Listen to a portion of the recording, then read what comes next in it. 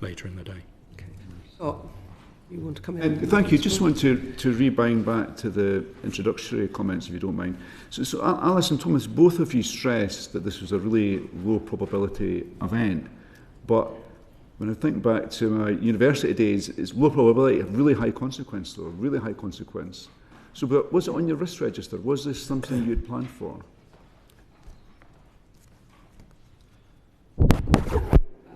From a national grid perspective, we have full fire risk registers. We understand the risk of transformer fire, which is very, very low. High consequence in this situation.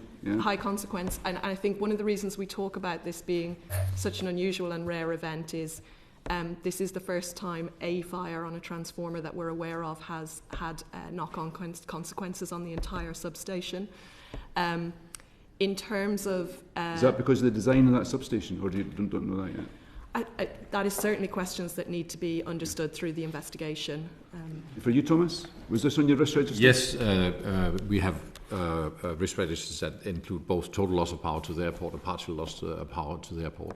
As I said, it seems such a difficult situation for you to deal with, although it was on your risk register. It is a difficult situation to deal with. It is, as was described here, a very unlikely decision, unlikely event. High consequence. Very high consequence.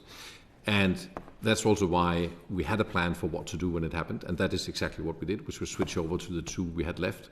That takes hours, and that closes the airport. But there is a long discussion, and I'm sure that will also come out with Kelly, and I think particularly the NISO survey, I'm looking forward to that, is we acquire, purchase and pay for a resilient setup from our suppliers. Are we then also supposed to have a setup next to that? Then we would have to have a whole power station at the cost of billions for the airlines at our place. So, but your suppliers are just contractors. Ultimately, you're responsible for running off the airport. It's up to you to make sure the contracts you have with your suppliers are correct. You can't just say, "Well, we're passing this on to our suppliers." I fully agree with that. Yeah. I fully agree with that. And those are also the contracts we have in place. We have our contracts with SSEN are for the three individual inlets. They are for resilient power setups, which include parallel supply lines, which include three very, very big, as I understand it, transformers at the end of it. That what happened should not happen, as was also just described. But we have to rely on the contracts we have. And I think the NISO survey, and I think that's a discussion for later, should say, should we have further resilience? But that, of course, comes at a very high cost.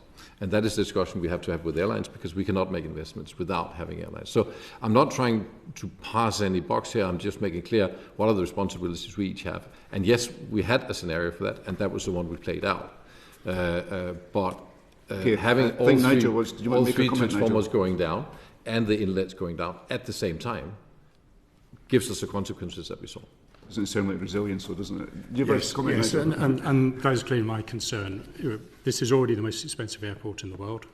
From an airline perspective, we expect resilience. We expect there to be the capability there and the understanding of when a power supply or an asset is not available, what will you do next and how quickly will you bring it back? Thomas shared with me yesterday that they'd done a 2018 review of resilience and capability, and I said, well, was that shared with the airline community for us to understand the level of resilience you have? And he said, no, that's not for sharing on the phone. And I said, well, I think it is for sharing now, because frankly, we pay enough. And I saw the remarks in the FT. We already pay enough for Heathrow. I don't feel that we should be paying more for further resilience. The resilience should have been there in the first place, frankly. I think we're going to come back to resilience